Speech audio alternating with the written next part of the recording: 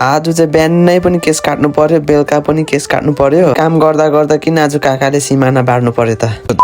All right guys, welcome to my mini vlog. I hope तपाईँहरू सबै सन्चै हुनुहुन्छ होला। म एकदम सन्चै छु। आज चाहिँ बिहानै यहाँ साथी केस काट्न आइपुगेछ अनि काट्दैउ न साथी भनेर म चाहिँ यहाँ काटिदिँदैछु केस। साथीको चाहिँ केस पनि काटेर हामी यहाँ फुपूकोमा जाँदैछौँ। फुपूकोमा चाहिँ किन गएको भने चाहिँ आँप खानु मन लागेर चाहिँ हामी त्यहाँ आँप खानु गएको हो। त्यसपछि चाहिँ म चाहिँ पुगेर पनि त्यहाँ फटाफट रुखमा चढेर चाहिँ म आँप टिप्नु लागि चढ्दैछु। साथी चाहिँ तल डल्लै खर्सानी पिन्दै थियो। आँप चाहिँ देख्दै थुक निस्किन्छ हो। आँप चाहिँ यत्रो यत्रो भइसकेको छ। आँप झारेर म चाहिँ तासेर पिस पिस काटेर पनि यहाँ साथीले चाहिँ खर्सानी सकेछ। अनि यहाँ साथीले चाहिँ यहाँ छुरीले घोचेर क्रम खायो। आमा मलाई नै थुकायो हो। त्यसपछि चाहिँ म पनि अमिलो र पिरो अचार खान थालेँ। एकदम मिठो भएर त्यो पिरो अमिलो हो। अनि भान्जा पनि स्कुल जानुको लागि रेडी भइरहेको रहेछ हो। गाडी पर्खिरहेको रहेछ। भान्जालाई बाई बाई राम्रोसँग स्कुल जाउला भनेर त्यहाँदेखि चाहिँ म सिधै घाँस काट्नु आएँ। घाँस पनि झारेर पनि भारी ल्याएर म चाहिँ रेडी हो। त्यहाँदेखि घर ल्याएर पनि म चाहिँ खाना खानु थालेँ। काका चाहिँ बजार जानु भएको थिएछ। यहाँ सिमेन्ट ल्याएर आएर चाहिँ हामी यहाँ बोक्नु पनि थाल्यो सिमेन्ट चाहिँ हो। काकाले चाहिँ यहाँ टोइलेटको सामान ल्याएर पनि यहाँ राइस कुकर पनि ल्याएछ हो। त्यसपछि चाहिँ आजको काम गर्नु लागि चाहिँ म यहाँ गोल्डन बुट लाउनु थालेँ हो। म चाहिँ हिजो आएको थिइनँ हो। काकाले चाहिँ यति गरिरहेको रहेछ। पर साथीले चाहिँ बलुवा फिट्दै थियो। त्यसपछि चाहिँ यहाँ म पनि बलुवा फिट्नु थालेँ फटाफट। घाम चाहिँ यस्तो डर लाग्दो लागेको थियो। दुईटा लागेको जस्तै हो। कति साह्रो डर लाग्दो घाम लागेको अम्मा म अलिकति काम गर्नु पनि नसक्ने नि। त्यसपछि म डर्छु होला भनेर चाहिँ स्वेटर लगाएँ हो। काकाले चाहिँ यहाँ बम पड्काएको जस्तै धुलो उडाउनु थाल्यो हो। त्यहाँदेखि चाहिँ यहाँ मसला पनि फिट्नु थाल्यौँ म र साथी चाहिँ यहाँ फटाफट। साथीले चाहिँ हालिदिने म तान्ने। यहाँ काकाले फेरि उता काकालाई पास गर्ने। अर्को काकाले फेरि अर्को काकालाई पास गर्ने हो। दुलो चाहिँ यहाँ सानो भएछ र यहाँ छिनोले फुटाउँदैछ हो। काकाले चाहिँ गरम धेरै भएर चाहिँ एकछिन काम गरेर एकछिन शीतलमा बिसाउँदै हो। बिसाएर पनि त्यहाँदेखि चाहिँ थाल्यौँ हामीले। यहाँनिर सक्यो पनि हामीले चाहिँ त्यहाँ ढलाइ पनि सकेर चाहिँ त्यहाँदेखि हामी खाना खानु थाल्यौँ हो। फटाफट सबैजना बसेर खाना खाँदै थियौँ। अन्त डल्लै खर्सानी बाँड्दै थियो काकाले चाहिँ। खाना खाइसकेर यहाँ काकाहरूले चाहिँ मुढा पन्साउँदै थियो। हामी चाहिँ यहाँ बलुवा भोर्दैछौँ काका र म चाहिँ। काकाले चाहिँ यहाँ सिमाना बाँड्दैछ।